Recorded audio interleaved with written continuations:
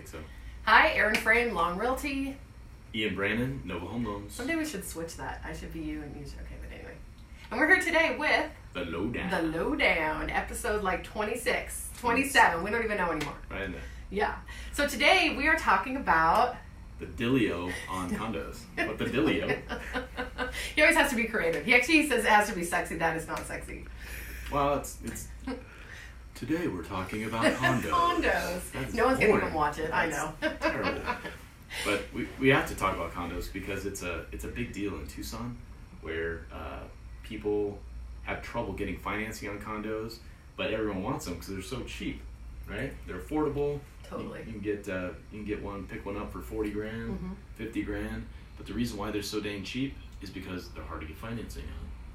So you have to be cautious. Super hard. Tell us So about my what- story yeah, what's going on? is, and not mentioning names, but just going through a situation where I have a client who we put an offer on a condo, got it under contract. She's a conventional buyer. She, on the listing, it says conventional accepted. It's a long story, but the lender that we're dealing with right now is having to get it, is it called certified, or what do they call that? Certified? Yeah, condo. Yeah, the condo has to be Fannie Mae approved. Yes, or Freddie Mac too, right? Or Right, they're two different Freddie or things. Fannie Yeah, approved. yeah. And so basically we've been just jumping through a million hoops, sending paperwork. Now we're to the next phase because there's someone in the complex that owns 37 units, I want to say. And they're in the process of converting these from apartments to condos or something along those lines. And they're starting to sell them off. Right. But I know another condo in there just fell out because they couldn't get financing through a different lender. So we don't know what's going to happen right now. Appraisal's paid for. Like, it's a mess. Yeah. So it's messy for a reason. So you're bringing up a few things in here in your discussion that are red flags for me as a lender, right? The first thing you said was the agent listed it as conventionally approved. If I can give any of you agents, any borrowers out there advice, do not depend on the MLS for accuracy, because the condos that come listed on MLS, they're less expensive. They're also less desirable for more experienced agents to take on. So what do? They pass on those listings. Brand new agents come on, they get the listing. They have no idea that there's going to be an issue with listing a condo. With the lending. So they put on MLS. Yeah, we'll take an FHA loan for that condo. Everything. There's only one condo association in Tucson that's FHA approved. Is that the one in Oro Valley? It's not even in. Yes. Yes, it's not even in Tucson. Well, kind of it is. Oro Yeah. Valley. But yeah. Oro Valley. Yeah. But and that we had first ran into that because the same person we're talking about had originally talked to you. It's a long story, but FHA wasn't going to work. yeah, so it can't go FHA, got to go conventional. Yeah. But the thing about condos, the word is warrantable. Warrantable. Yeah. So they have to be warrantable through Freddie Mac or Fannie Mae. How do you get it warrantable? Well, the issue with condos is home insurance, because if someone gets a loan through the bank and the person doesn't pay homeowners insurance, the bank does something called forced place insurance on their home. They can't do that on condos. So because there's an association, the insurance policy covers the whole building. Yeah.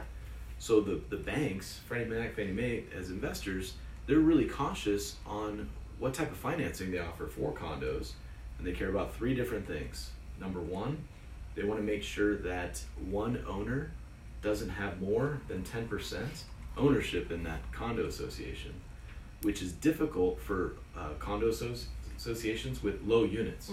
So there's only 40 units. And they owe one person can't own more than 4. Yeah. Right, so that's a big deal, because if that person fails, the HOA doesn't get paid. If the HOA doesn't get paid, Everything falls apart. insurance doesn't get paid, and that's a big deal for the bank. Yeah. The second thing that they care about is litigation.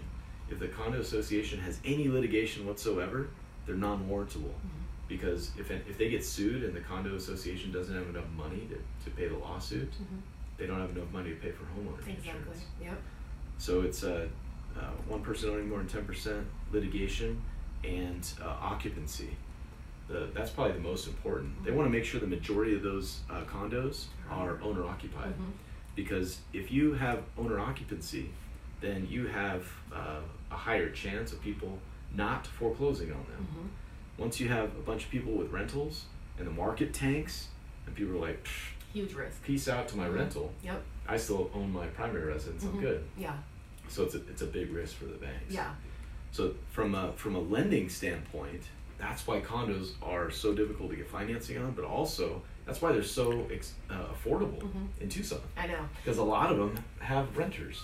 Well, and it's hard too because the actual owner of this unit is the one that owns all of this other one and is willing to do owner financing, which I asked about, but wants 20% down. And then luckily the agent on the other side is telling that seller, you're dealing with a lot of first-time home buyers. They don't have 20% down. Right. So it's not going to work, you know? Yep. So we're going to find out this week. I'm very, very, interested. You brought up Plan B, right? Owner financing, yeah. Owner financing. A lot of condos have owner financing, and a lot of condos, they have to go through a process called non-warrantable financing. There are banks available out there, and we have some that we could broker out to, who allow non-warrantable condo financing, but a couple things. One, it has to be a primary residence, and two, you don't need 20% down. They want 30%. Oh, down. Even more. Yeah. Is that like a hard money loan? No. No. It's an actual bank loan. Okay. But the bank offsets their risk with a higher down payment. Is that like Caliber? Is that something? No. Caliber funding? Maybe. No. There's a few banks that we broker out to. Caliber might be one of them actually. Because that was another option that had come up. So it's just really hard. You know, people are first-time home buyers and they don't have a lot of money and they're trying to get into something that's affordable, but yet it's almost impossible unless you have cash these days to get into some of these situations. Yeah, cash is certainly king. But you know, I like to have this conversation with first-time home buyers about buying condos, not to sway them from buying them, because my goal is to make sure we give someone exactly what they're asking for. Absolutely, yeah. But here's the thing, guys.